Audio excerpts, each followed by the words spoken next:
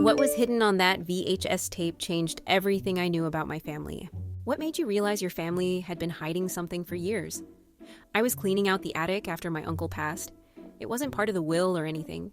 I just offered to help. He never married, no kids, just one of those guys who always had a basement full of locked cabinets and an attic full of boxes that smelled like dust and secrets.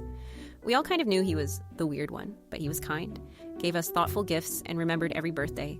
So when he died, no one expected drama. Just sadness. A quiet funeral, a forgotten man. I was sorting boxes when I found a tape, a VHS labeled with just a date. My birthday, the exact day I turned 5. That was weird. I didn't remember ever seeing a video of that day. I almost tossed it, but something about it, the handwriting maybe, felt familiar. Like Mom's. We didn't have a VHS player anymore, so I brought it to a friend's house. Told them it was just some old family footage. They didn't ask questions. I wish they had. I wish someone had told me not to watch it, that some memories are better left buried. The tape started normal enough. Kids playing, cake, balloons, the usual chaos of a family birthday. And then the camera lingered, just a little too long. On the adults, my mom, my dad, my uncle, whispering, not part of the party. Huddled in the corner. The sound was fuzzy, old, analog static, but I heard it. Barely. She can't know, not ever. It was my mom's voice.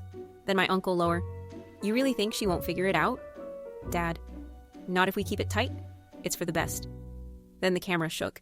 Someone realized it was still recording and it cut off. Just static. I didn't sleep that night. I watched the tape 5 more times, trying to catch words, faces, clues. My mom said I was born in the local hospital. There were pictures. She said I was a surprise, a miracle. I started questioning everything. I went digging, medical records, birth certificates, and then it unraveled. My birth certificate was real, but it was filed months late, and not from our hometown.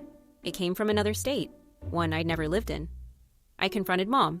She laughed at first, nervous, like I was making something out of nothing, but I showed her the tape. Her face went white. I'd never seen her like that. Like a ghost passed through her. She didn't yell, she didn't explain, she just said, "That wasn't meant for you." That night, I started looking at old photo albums. My baby photos were mostly from age 2 and up.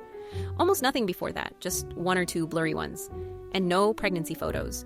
None. When I asked her why, she said, "I didn't like being photographed back then."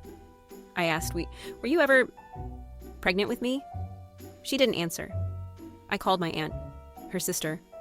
We weren't close. She'd moved away before I was born. I didn't even know what she looked like.